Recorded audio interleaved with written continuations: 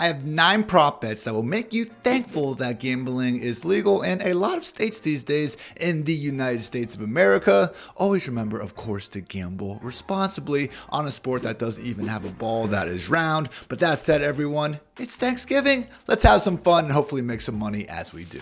First up, I like the over on Lions rookie running back Jahmyr Gibbs' 27.5 receiving yards prop. He has cleared this mark in each of his last 4 games after returning from injury, and current Fantasy Life projections have him resting at a more than solid 35 yards. Note that these latter 2 performances have also included David Montgomery. Now, we have still continued to see Montgomery be a thorn in the side of Gibbs fantasy managers and anytime bettors once they get inside the 5-yard line, but guys, we are seeing the rookie maintain his lead back role, both overall and more importantly on passing downs. And honestly, throughout this entire season, we haven't seen the Lions ignore their rookie talent in the passing game, despite some of that annoying early season usage. Overall, guys, only Alvin Kamara is averaging more targets per game than Jahmyr Gibbs through 11 weeks. Throw in the potential absence of number 1 Packers linebacker Devondre Campbell, and I absolutely love the idea of kicking off my Thanksgiving by betting on Gibbs receiving yards over. Next up, let's get weird, guys. I'm taking over 18.5 receiving yards for Lions wide receiver Kalif Raymond. I mean, what's the point of grinding Thanksgiving Day props if we're not going to be taking overs on the Lions number 4 wide receiver? But in all seriousness, guys, I just think this line is simply too low. Ever since Raymond joined the Lions in 2021, he has hit this mark on 29 of 40 appearances in which he played at least 10 offensive snaps. Hell, in 2023 alone, we have seen an 80% hit rate out of Raymond at this line. While Jameson Williams did post a career best 66% route rate last week, that actually came at the expense of Josh Reynolds as opposed to Raymond. So guys, I really think here at just 18.5, we're going to see Raymond have opportunities in both the screen game and with some designed deep shots to take advantage of a Packers defense that, let's face it, would have given up a heck of a lot more yards and points against the Chargers last week if all of Justin Herbert's receivers didn't eat so many Butterfingers in their pregame meals. All right, guys, enough of that morning game. Let's move on to some Commanders and Cowboys goodness. Going to be taking an under here with Commanders QB Sam Howell's 264.5 passing yards prop. And look, all due credit to the former 5th-round pick. Certainly has surpassed expectations this year, on his way to leading the freaking NFL in total passing yards, albeit he has had the benefit of an extra game since the Commanders haven't had their bye yet. Here's the thing though, guys. Studies have shown that throwing the football is a hell of a lot harder when you're already on your back, which Howell has been 3 or more times in all but 1 game this season. Currently on pace to take an NFL record 79 sacks. Good luck against Micah Parsons and the Cowboys' league best defense and pressure rate that also just so happens to have a pretty damn good secondary. Guys, only Brock Purdy has surpassed 250 passing yards against this Cowboys defense. Nobody has hit that 264.5 passing yard line that Howell is currently at. And we're even talking about guys like Justin Herbert and Jalen Hurts failing to reach the 230-yard mark. I recognize the risk of the Commanders falling behind early and proceeding to throw the shit out of the football. But again, it's not like that hasn't happened to the Cowboys plenty already this season. Give me the under here, and the Fantasy Life projections back me up with Howell projected for just 256 yards through the air. All right, guys, on a similar note, I'm going to be taking Commanders wide receiver Curtis Samuel's receiving yards under at 29.5. Now, we did see some nice goodness out of Samuel in the box score during the first month or so of the year, but guys, he hasn't cleared this mark since mid-October at this point.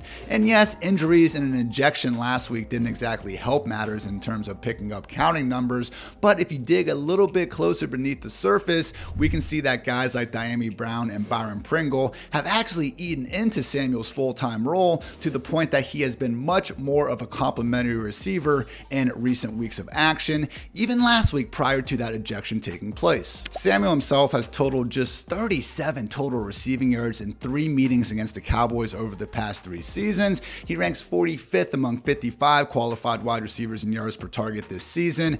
Give me the under on a guy that Fantasy Life has projected for just 23 yards through the air this week. Moving on to a bit more of a risky prop, but I still like it, guys. Commanders running back Brian Robinson gaining at least 60 rushing yards on the ground, which you can find at plus 225 odds over at FanDuel Sportsbook. Now, I already said a lot of good things about Micah Parsons and this Cowboys defense, and for good reason. They are awesome, especially against the pass, which makes sense. It is 2023 after all, but we have seen teams be able to run the ball a little bit on this front. Specifically, the Cowboys have posted below average marks this season in both yards allowed per carry and yards before contact allowed per rush. Guys like James Conner, Jordan Mason, and Saquon Barkley have already cleared this mark against the Cowboys even without the benefit of 15 carries, while last week we saw Chuba Hubbard and Miles Sanders combine for over 100 yards on just 21 combined carries. This defense just hasn't quite looked the same against the run since losing lead linebacker Leighton Vander Esch for the season back in week 6. Fantasy Life projections have Robinson clearing this mark with relative ease at 62.4 rushing yards. I love the plus odds associated with this line. Up next, I have 3 props with the Cowboys passing game that all go hand in hand, so I think it'd be a better idea to discuss them together. Them being CeeDee Lamb scoring 2+ touchdowns at plus 650 odds, Jake Ferguson going over 34.5 receiving yards, and Dak Prescott thrown for at least 3 passing touchdowns. Why, Ian? Why are we taking so many overs here? Well, good question. It is because, first of all, this Commanders defense is normally just terrible. They rank dead last in scoring for a reason, but specifically, guys, they have utilized the 9th highest rate of man-heavy defenses, specifically cover 0, cover 1, and 2-man, which just so happen to be the 3 sort of looks that Dak Prescott has absolutely thrived against this year. Overall, Dak has averaged a full 2 extra yards per attempt against these man-heavy defenses compared to cover 2, 3, 4, and 6 zone looks. We've also seen him post an 8-to-1 touchdown to interception ratio against the man-heavy looks compared to an 11-to-5 ratio against zone.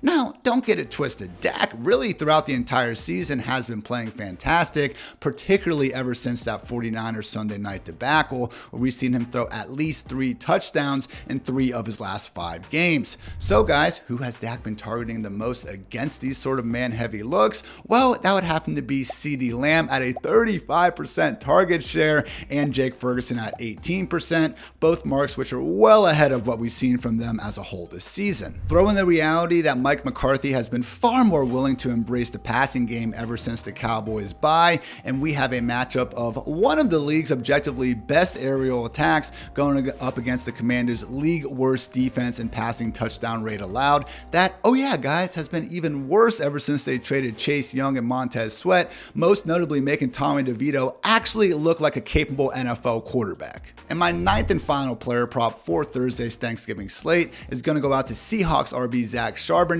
scoring a touchdown at any point in the ball game at plus 165 odds. Now, this goes under the assumption that Kenneth Walker will be missing this one due to an oblique injury, and if that is the case, guys, we are looking at Charbonnet taking on a true every down workhorse role. Specifically, when Walker had to exit week 10 early, we saw Charbonnet wind up racking up 85% of the offensive snaps, even in a game with DJ Dallas also in the picture. While the rookie was already handling a lot of the 2-minute drill and pass first work, we have now seen the opportunity for Charb to take everything else, including Kenneth Walker's league high 13 carries inside the 5-yard line. It's a tough matchup, guys, I get it, but at the same time, Kyren Williams, Joe Mixon, Kareem Hunt, and Rachaad White all managed to find the end zone against this group. They even didn't offer that bad of efficiency, especially relative to what we're used to seeing from those guys. So yes, Zach Charbonnet is a guy who currently has an NFL high 72 scoreless touches,